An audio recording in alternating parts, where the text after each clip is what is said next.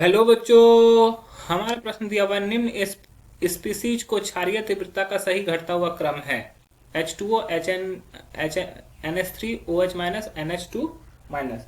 चलिए समझते हैं इस प्रश्न को। इस प्रश्न की अगर हम बात करें मुख्य अवधारणा की, तो यहाँ पे हमें क्षारीयता के बारे में जब पढ़ना होगा, तो क्षारीयता जो होता है वो सीधा समानुपाती होता है किसके? इलेक्ट्रॉन घनत्व के। ठीक है, क्षारीयता जो होता है वो सीधा समानुपाती होता है किसके? इलेक्ट्रॉन घनत्व के। जितना ज्यादा इलेक्ट्रॉन घनत्व होगा उतना ही ज्यादा क्षारीयता बढ़ेगी। या एक बार ये भी बोल सकते हो, क्षारीयता सीधा समानुपाती होता है ऋणावेश का। जो ऋणावेश उस पे आते हैं उसकी वजह से क्षारीयता यदि बढ़ती है।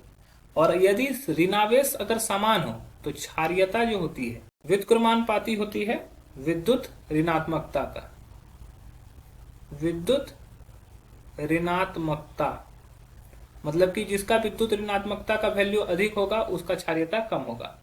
ठीक है, तो अगर हम लोग बात करें यहाँ पे H2O NH3 OH माइनस और NH2, तो क्षारीयता किससे बढ़ता है? सीधा समानुपाती ऋण आवेश के। तो इस पे कोई ऋण आवेश नहीं है, इसका कोई ऋण आवेश नहीं है। ठीक है, तो इसका क्षारीयता अपेक्षाकृत कम होगा। ठीक है, इस पर ऋण आवेश है, इस पे भी ऋण आवेश है, तो इसका अपेक्षाकृत अधिक होगा।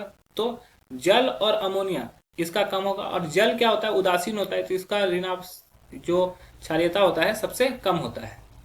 उसके बाद किसका नंबर आता है? NH3 का। अब हम लोग को OH पर भी माइनस आयन है और NH2 पे भी माइनस आयन है, तो O अधिक विद्युत ऋणात्मक है।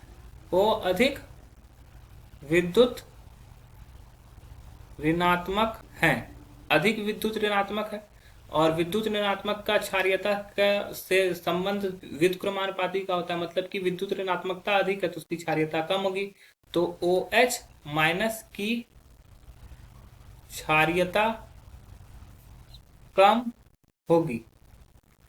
तो सबसे अधिक क्षारीय कौन गुण रखेगा? NH2 माइनस, क्योंकि ऋण आवेश है।